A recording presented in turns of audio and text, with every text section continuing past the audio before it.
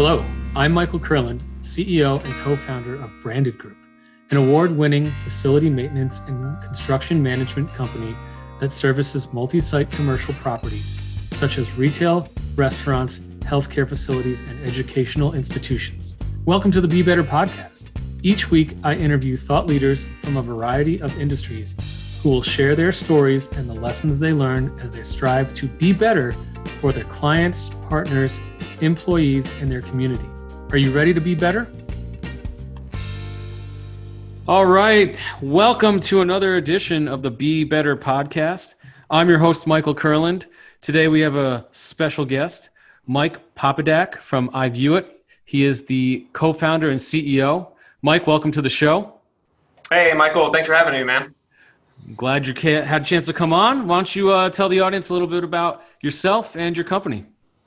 Yeah, so obviously work a lot in facilities management now. That wasn't always the case. Kind of cut my teeth in consumer packaged goods for over 10 years inside of PepsiCo, but moved over into kind of exteriors facilities and kind of national accounts and things of that nature. Had just learned a ton about the space over the years there. And then, one of the things that we saw was just a blind spot in the industry. Previously had a lot of information at my fingertips, a bit of a challenge at times. And really, we built a platform in a unique one that really taps into an on-demand workforce and network across the U.S. to gather quick information on properties, photos, surveys. We're doing videos, enhancing, boots on the ground, because we understood just how important, managing the day-to-day can be. And instead of disrupting a whole day when you just got to find out some information right now, we created a platform that helps those who manage facilities to do it fast and affordable.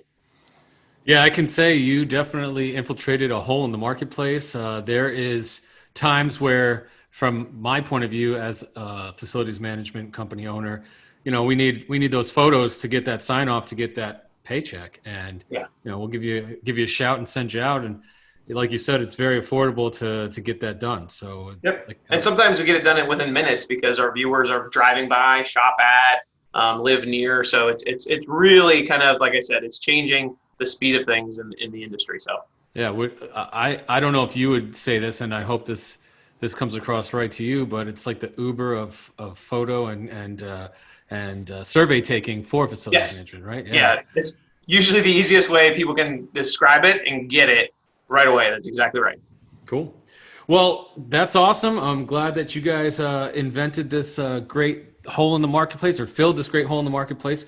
Let's jump right in. So, this season we're talking a lot about company culture and remote company culture with the pandemic that we're going through. So first question for you is, why do you think a solid company culture is so important? Yeah, so when I think company culture, you think core values, right? And that is really what the culture is built on. So when you say, well, why is it so important? It's really everything, right? It's the foundation of that your company is going to be built on, known for, and eventually becomes your compass, right? That the decisions you make, how you interact with people, hiring, firing, rewarding, all of that goes into that, and it trickles down to how you treat others and how you make others feel. And I just think when we set out creating our business, one of the things at its essence was, how is this culture going to be, and how are we going to do it, for our people? So it's so true. I mean, in these days, as a company owner, working at the last place I was at, it was, you have a job, you have a paycheck, right? And that's, growing up, that was everything, right? That's all you're supposed to be excited about, is you have a good paying job that has benefits. That was my mom. Every time I came home from college, you need a college degree so you can get a good paying job with benefits. And now it's more than that. Benefits and a good paying job are a start, but what keeps people there? It's the core values. So we set out years ago. It was probably 5 years ago to set our core values. And we did a whole process where we brought in a third-party company to go sit down and find out what was important to our employees at the time. And those values are still true to this day. So totally there with you. Okay. So what was the process of developing your mission, your vision, your purpose, and your core values? As I just said, we did at Branded Group. What did you guys do at iVueit? Yeah, it was the same, right? And maybe we were young enough and growing, a growing small company that it was that we sat down, right? We sat down, we started making a list of things, we talked about it. It was great because my co-founder and I actually worked in a previous roles in the same company. So we knew a lot of what we wanted to do. And we knew what we didn't want to do. And, examples started coming to mind. And, at PepsiCo, there was a story I tell people that, we're walking a site with a store manager and his team's asking him, well, why do you give so much to PepsiCo and Frito-Lay? And it's like, because if I called them today, this morning, and said, I need a trailer of product in every one of my stores, they would call me back and say, I can't do that this morning, but how about this afternoon? So it was things like that we started to say, okay, we want to delight our customers. No more of, man, taking those phone calls and you're letting people down, right? So there's certain things that we started throwing on the board and listing that came into those values. And, we didn't want to be like a company where it was crabs in a barrel. And the idea that people here, we want everyone to succeed, not climbing over one another to get to the next spot. So we just started iterating on, hey, what we felt was important, what we felt we'd experienced in the past. And then we started finding people that fit that is almost as interviews, right? I mean, one of our great employee we have in marketing, I met at an event and we just started talking, and it was like taking the best player on the board. We wrote down our culture and our values. And then as you're hiring, it was like, how do you find that person in the draft? It's the best player on the board. She fit so many of the things that we had listed that it was like, I got to bring those people in, right? And then it just continues to develop and grow with our purpose. So, I mean, similar to what you said, we sat down, we wrote it down, and we talked about what we liked and what we didn't like, and we memorialized it, and then we go find those people that fit it so that we can obviously keep it going. So I think you've touched on some really great points here. The first thing that you said that was resonating with me was you were at the last place with your co-founder, and you guys knew what you liked, but you also experienced what you didn't like, and that's very similar to my story. The other two founders of Branded Group, also, we all came from the same place, and that was really how we started figuring out our cultures, like what we liked and what we didn't like. That's where Be Better actually came from. It was, pay your vendors on time, pay your employees, pay your employees like a fair wage, take care of your clients, be transparent with your clients. And the community came after the fact, but that's where Be Better came from. And it was all the stuff we didn't like and the things that we saw that we didn't like, not just at our last place, but over across the board.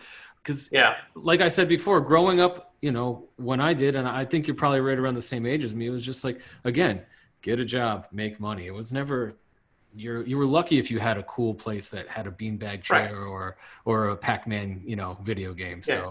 So that was the one thing that resonated with me. And the other thing that you said was the crabs in the barrel example. I'm totally on board with that.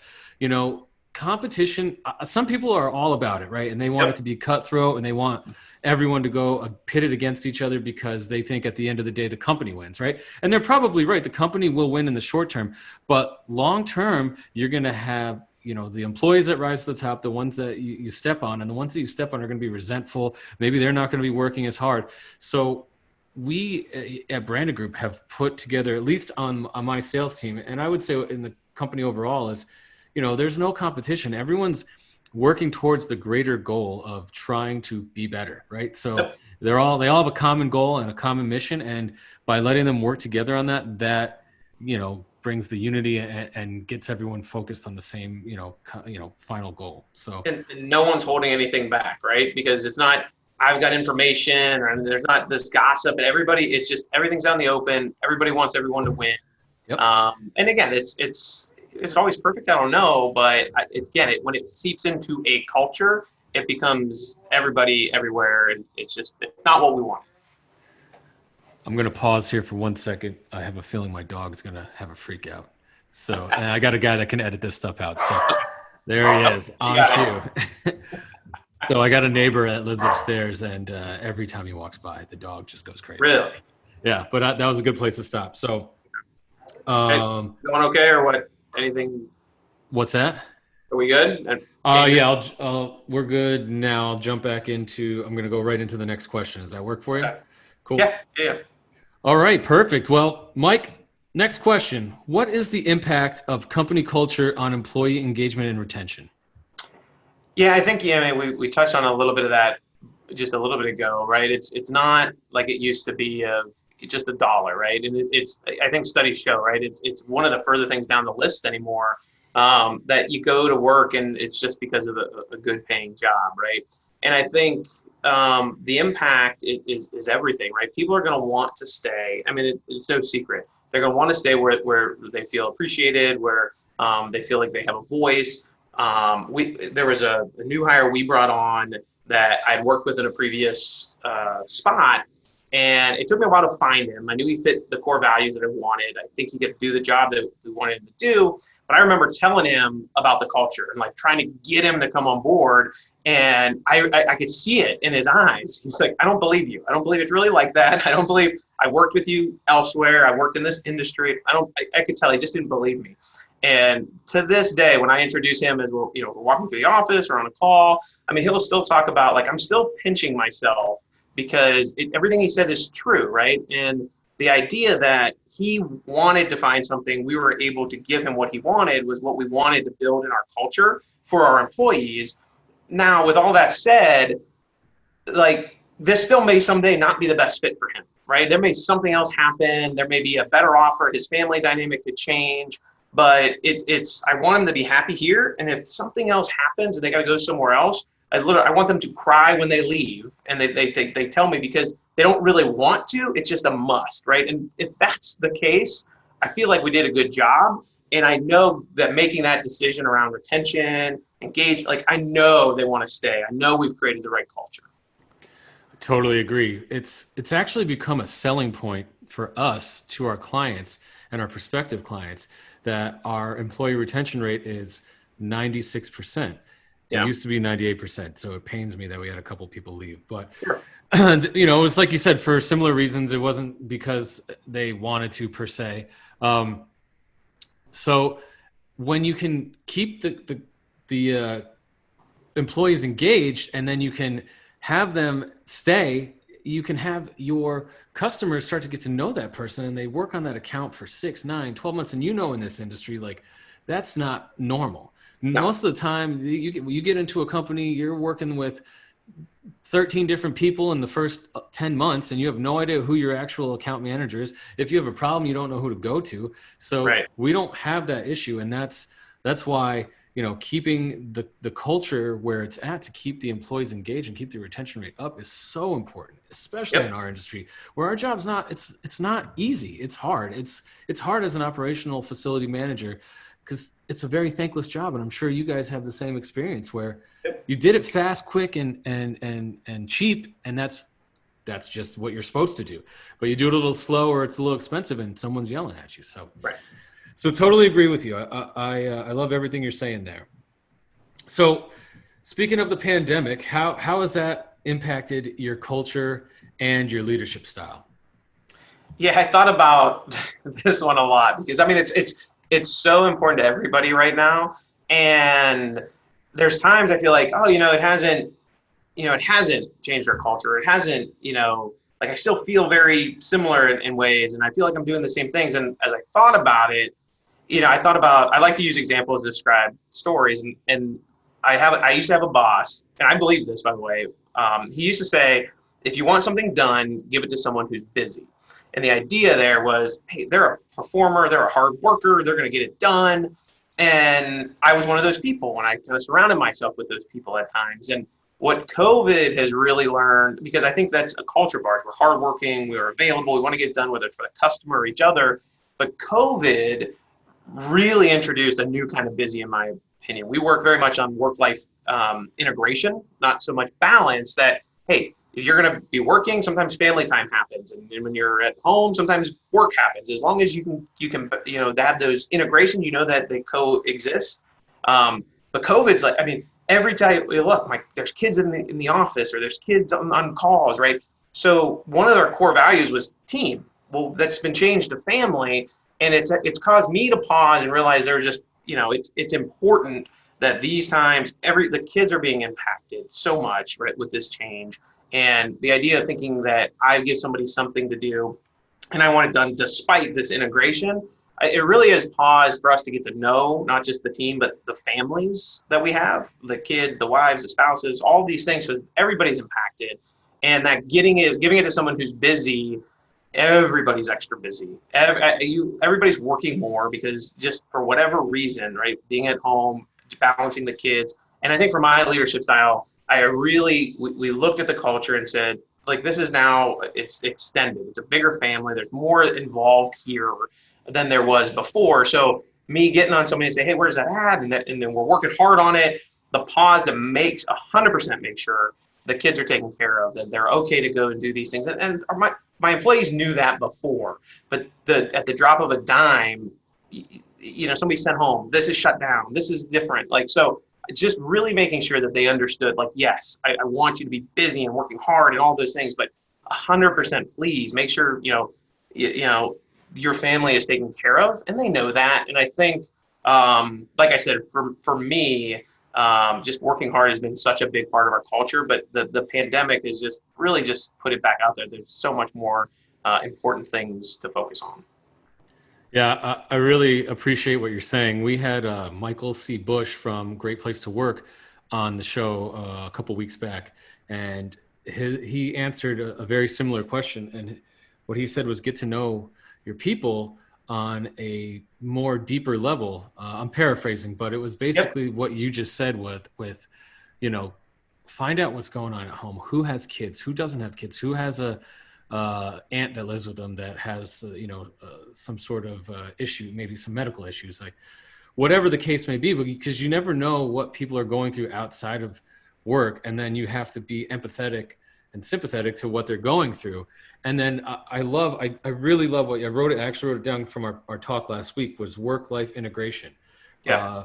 It's everyone says work-life balance, but I think I've been very similar to you, and it's been pre-COVID, but to your point, COVID has really brought it out because now everyone's working from home, right? And when we started having remote employees about 4 years ago, we had a lot of employees, ex coworkers that were in the New York area that wanted to come work for us because they knew that we were going to be great people to work for. And so we had to get over the remote employee status, right? And I always said, my business partner, John, was very weary of it, and he wasn't sure if it was going to work, but I was like, you know what, let's give it a shot. And I told these people, hey, I don't care, your hours are 9 to 5, right? That's what we tell HR, but I don't care what you do as long as you get the job done, right? So if you have to take your kid to the doctor, or you have, softball practice, or whatever the case may be, right? Because all these things are also important. Then go do those. Just let your supervisor know, hey, I'm stepping out for half an hour. I'll be back. I'll work an extra half hour later tonight. You're working from home. What does it matter? So work-life integration, it's a great phrase. I really appreciate that you have kind of tweaked it from the work-life balance, and I can totally relate to it. So thank you for that. And it goes, that extra step of, hey, call me on the way to the doctor's appointment if you have to. I don't care. I'll talk to Emma in the car. I'll see how her day was going while you update, because phone, you'll see, it's okay. Bring the kid through the office if, when we get back, or, set them up here, and it's okay if they're in the background, right? We'll get to know them too. And it's really, like I said, that integration is now more than ever. Especially with Zoom calls, because kids are so curious. They're just like, what are you doing, Mom? You don't want to embarrass, an employee shouldn't feel embarrassed that a kid crashes through the door, or because we're all going through it, or a dog barking, or any of that stuff. Just don't even, it's like, it doesn't even pay no mind anymore in our business, right? Right. So. Totally. I love it. So what advice would you give to other organizations about developing a strong culture? You guys definitely have one at iVueit. We've talked about a lot of the groundwork that you've done. So what advice do you give? Yeah, I think one that came to mind was, don't forget, how you got there, because you initially, when you sat down, when you built a business, or you started a company, or if you're working in a large company, however you got there to where you're at and you're a leader in that, it started somewhere that it inherently developed itself, right? Because of what you're doing, why you're doing it. So I think, don't forget about that, and, stay true to it. an example, we moved into a new, larger office, and we went from a very small, very intimate group, and just like yelling across the way, and just it was something that was awesome. And then when we moved into a bigger offices, a little more spread apart, more single offices for people, you started to lose a little bit of the culture that you didn't realize that the employees really liked. And it was one of those things you had to check yourself and say, all right, we're evolving, we're growing up as a company, so we need these things. But how do we still grab those pieces that what it felt like when we were small and we first started to what it feels like now? So I think that was one of the big things. And then along the way you might screw up a little bit, and because the numbers are getting bigger and the risks are getting bigger and all of that, it's okay to if you got off track, right? I mean, part of our culture, right? You own it, right? You let them know, hey, we're going to fix this and those type of things. So as those come up, it goes back to your core values and what it was built on. Remember that, and if you feel yourself veering, get back on track. I mean, it's okay, I guess, is what I would tell them. Yeah, that's great advice. I totally agree with you. I similarly feel I will never ask someone to do something that I haven't already done myself. And Yep. so I know for all of my employees listening to this, you probably don't know I used to run service calls, Yeah. and that's a good thing that I don't do that anymore, but Right. I at least know how to do it. So you got to sometimes roll up your sleeves and show them, hey, I can do this just like you can, and I'm not asking you to do anything that I wouldn't do myself. But Right. so I guess that's kind of like the building blocks. But and own your mistakes, right? Like, what's the biggest thing? What's the worst thing that can happen if you mess something up in our world?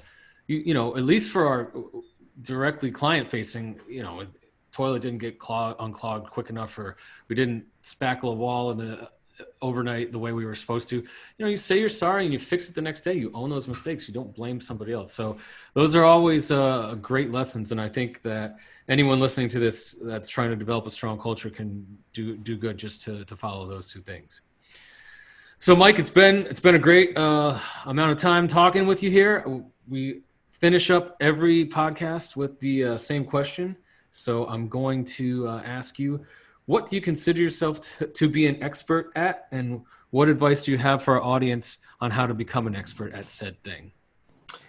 Yeah, so I thought about this a little bit, and I don't know if anybody's a complete expert, and calling myself an expert, I think, might be a stretch. But I do a lot of analogies with baseball. I'm a baseball coach. I run a baseball organization as one of my passions away from work, and I think even the best players have swing coaches. So I won't deem myself an expert, but I think I'm a pretty good coach, which allows me to be a good coach at work as well. So I talk to the baseball guys about, how does baseball apply to work and life? And I do the same at life and work. So I'll talk to that. And I think there's a couple concepts that I use that I think can help people maybe become a better coach. And I thought one is, no coach is worth anything if they can't tell you the why. So whether it's work or it's a sport. So if you're asking someone to do something, it's okay to say why and get that explanation, right? So and I think it's a great way to teach people too. So we'll hop off of a call with a client. We'll follow up and we'll debrief, and I'll ask time and time and time again, well, what did you hear the customer say? Okay, well, why did they say that? Well, and then they start to, okay, yep, you're right. Why? And it applies to itself as being a good coach in a sport, but it applies itself to being a good coach in baseball. So I think I like that a lot. And I think that's something that if you're not doing right now, I think you can get a lot out of people, and it just creates more questions, more listening, right? So, and I think that's a good trait of a good coach.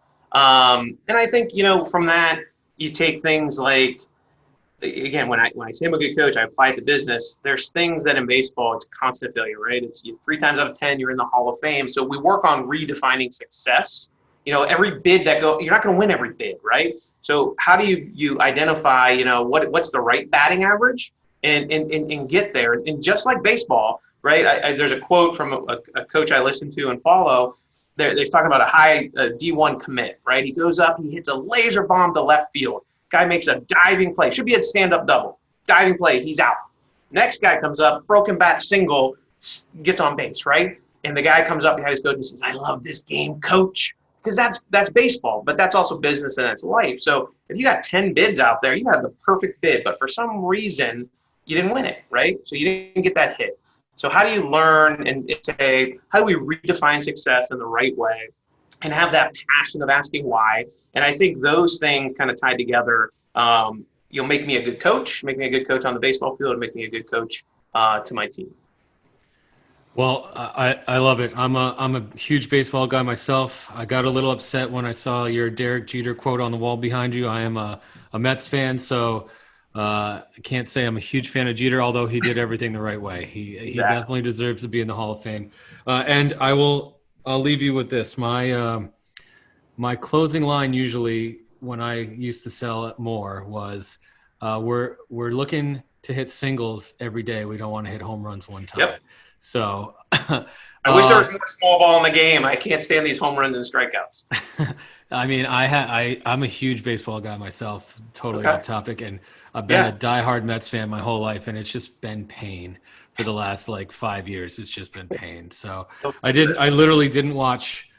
I watched opening. I always watch opening day. I pretty much take opening day and I'll at least watch from my computer while I'm at work. But that was the only game I watched all year was opening day. Every other game was pain. So now I'm rooting for the Dodgers. Series going on. The championship series and the World Series right now have been phenomenal. Yeah, that game, that ending to that game 2 nights ago was crazy. And, we'll see. I think I'd like to see the Dodgers pull it off. But yeah, I'm rooting for the Rays. They are just a bunch of dudes playing baseball. That's great. Well, Mike, it's been great chopping it up with you here. If the audience wants to get a hold of you, what's the best way they can do that? Yeah, I mean, my contact information is on LinkedIn. My email is mike.popadak, Popadak, at iVueit, ivueit.com. Just direct message me, email me. If they want to learn more, if they want to talk shop, they want to talk baseball, I'm good for any of that. All right, Mike. Well, thanks for coming on, and thank you guys for listening. See you next week. Thanks, Michael.